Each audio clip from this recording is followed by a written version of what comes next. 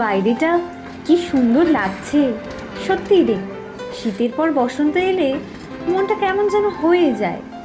কতদিন কোথাও ঘুরতে যাই না। এবারে কোথাও একটা ঘুরতে যেতে হবে। দেখি, অফিসে কথা বলবো স্যারের সাথে।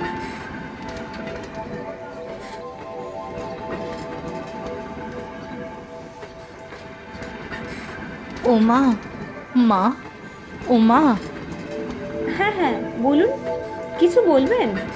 ও মা, একটু সাহায্য করবে মা? একটু খাওয়ার মতো পয়সা হলেই আমার হবে। আপনি সাহায্য চাইছেন? আচ্ছা।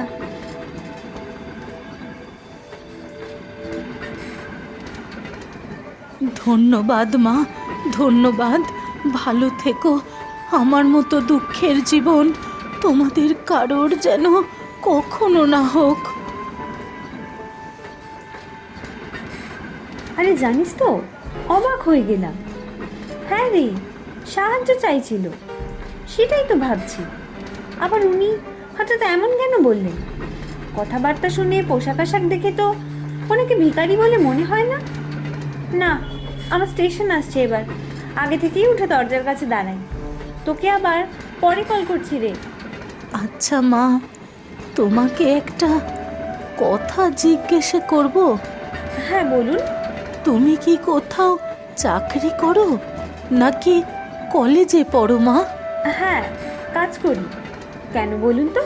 মা, আমাকে একটা কাজ জোগাড় করে দেবে?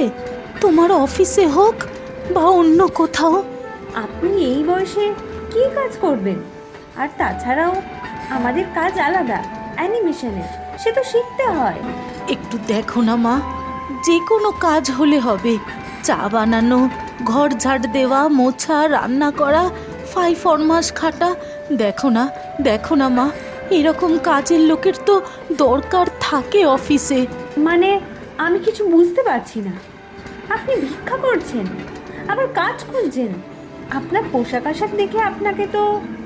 ভিখারি মনে হয় না। তাই তো, কি করব মা, এই পেটের দায়, এখন এটা করতে হচ্ছে। কিন্তু কিন্তু আমার এই ভিক্ষে করতে একটুও ভালো লাগে না, জানো তো, বিশ্বাস করো। কিন্তু আমার আমার যে একটা কাজের খুব দরকার মা। তাহলে আপনার ফ্যামিলি? আর ফ্যামিলি, হাজবেন্ড আর আমি ওই বাইপাসের কোঅপারেটিভে থাকতাম। ছেলে বিদেশে, বছরে একবার আসে, তখন কিছু টাকা দিত। তাছাড়া আমাদের কিছু সেভিংসও ছিল। তাহলে আপনি ভিক্ষা কেন করছেন বা কাজ কেন খুঁজছেন? ভিক্ষা কি আর সাধে করি রে মা? করোনার সময় স্বামী মারা গেল। তারপর সেই বাড়িটা যেন আমাকে কুড়ে কুড়ে খেতে আসে। আমি আমি থাকতে পারি না, একা হাঁপিয়ে উঠি। আপনার ছেলে এখন আর আসে না? না, করোনার সময় থেকে সেও আর খোঁজ রাখে না, টাকাও পাঠায় না আর। তাহলে আপনি একাই ওই বাড়িতে? বাড়ির দোতলা আর একতলার একটা দিক আমি বিক্রি করে দিয়েছি। একতলার আরেকটা দিকে থাকি আমি। তাহলে বাড়ি বিক্রির টাকাটা?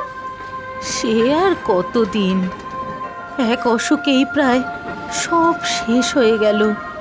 এখন কারেন্টের বিল, ওষুধপত্র, তারপরে খাবার জোগানি তো কঠিন হয়ে পড়ল রে মা। তাই এই পথ। বুঝলাম। আচ্ছা, আমি কোনো কাজের খবর পেলে জানাবো, কিন্তু যোগাযোগ করব কিভাবে? ফোন নাম্বার দিন। রিচার্জ না করতে পেরে সে নম্বরও বন্ধ হয়ে গিয়েছে। ওই জিআরপি অফিসে এই সময় সোমা নামে এক দিদিমণি থাকে।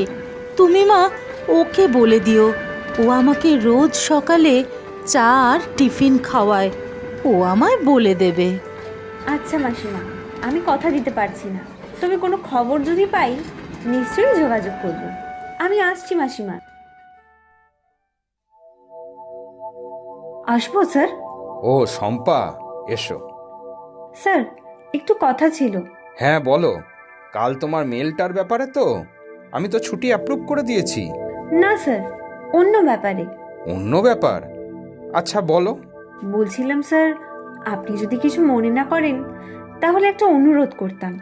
আচ্ছা বলো, কেমন অনুরোধ? আজকে আসার সময় ট্রেনে এক ভিখারি নিয়ে ওঠেন, কিন্তু ওনার পোশাক দেখে মনে হচ্ছিল না ভিখিরি। হ্যাঁ হ্যাঁ, আজকাল এরকম স্ক্যাম প্রচুর হচ্ছে। এটা একটা বিজনেস হয়ে গেছে। একদম এদের টাকা দেবে না, দেশে ভিখারির সংস্থা আরও বাড়বে। না স্যার, ব্যাপারটা ঠিক ওরকম নয়। উনি বাধ্য হয়েই ভিক্ষা করছেন। ভিক্ষা? তাও বাধ্য হয়ে? কোনো গ্যাংয়ের হাতে পড়েছেন নাকি? জোর করে ভিক্ষা করাচ্ছে? না, দলের হাতে পড়েননি, অভাবের তাড়নায় ভিক্ষা করছেন। ছেলে বিদেশে থাকে, কিন্তু কোনো খোঁজ খবর রাখে না। স্বামী মারা গিয়েছেন, তাই বাধ্য হয়েই ভিক্ষা করছেন। একেবারে তৈরি ছেলে, নিজে বিদেশে থাকে, এদিকে মা ভিক্ষা করছে। তাই উনি আমায় জিজ্ঞাসা করছিলেন কোনো কাজ আছে কিনা, রান্না, ঘর পরিষ্কার করা, ফাই ফরমাস খাটা। আপনার কাছে কি? দেখো, আমাদের এখানে তো জানোই সবই আছে, কাউকে তো ছাড়িয়ে দিতে পারি না। তবে আমার এক বন্ধুর অফিসে দরকার ছিল, অনেক দিন আগেই বলেছিল। কি অফিস? দেখুন না স্যার, যদি হয়। Institute type. আচ্ছা তুমি যাও, আমি পরে ওর সাথে কথা বলে জানাচ্ছি। স্যার, আমায় ডেকেছেন? হ্যাঁ বসো। তুমি ওনার সাথে যোগাযোগ করো, সামনের সোমবার একবার আসেন। আমার ওই বন্ধু ওই দিন আসবে, আর ওর একজন রান্নার লোকের দরকার। থ্যাংক ইউ স্যার, আমি কালই যোগাযোগ করব। বল, কি খাবি? না রে, কিছু খাবো না। বল, কেমন আছিস? এই চলছে। তোর? আমারও চলছে। অনেকদিন তোর সাথে দেখা হয় না। আর সেদিন তুই রান্নার লোকের কথা বললি, ভাবলাম যাই, একসাথে দুটো কাজ হয়ে যাবে। ভালো করেছিস।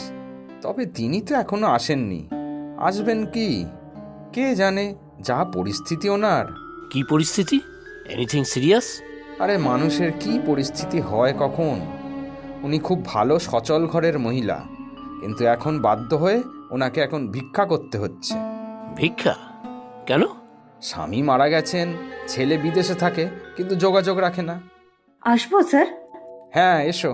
স্যার, উনি এসেছেন। ওনাকে কি ডাকবো এখন? এসেছেন উনি? কিরে, এখন ডাকবো নাকি একটু পরে?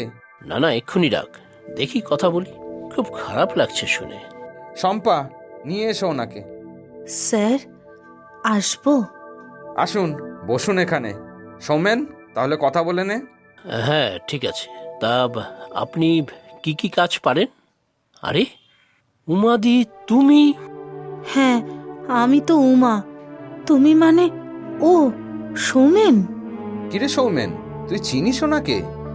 চিনব না মানে? এই উমাদি তো আমার প্রতিবেশী ছিল, নিজের দিদির থেকেও বেশি। কিন্তু উমাদি তোমার সাথে বেশ কয়েক বছর যোগাযোগ নেই। এই অবস্থা কেন তোমার? সবই আমার অদৃষ্ট সৌমেন।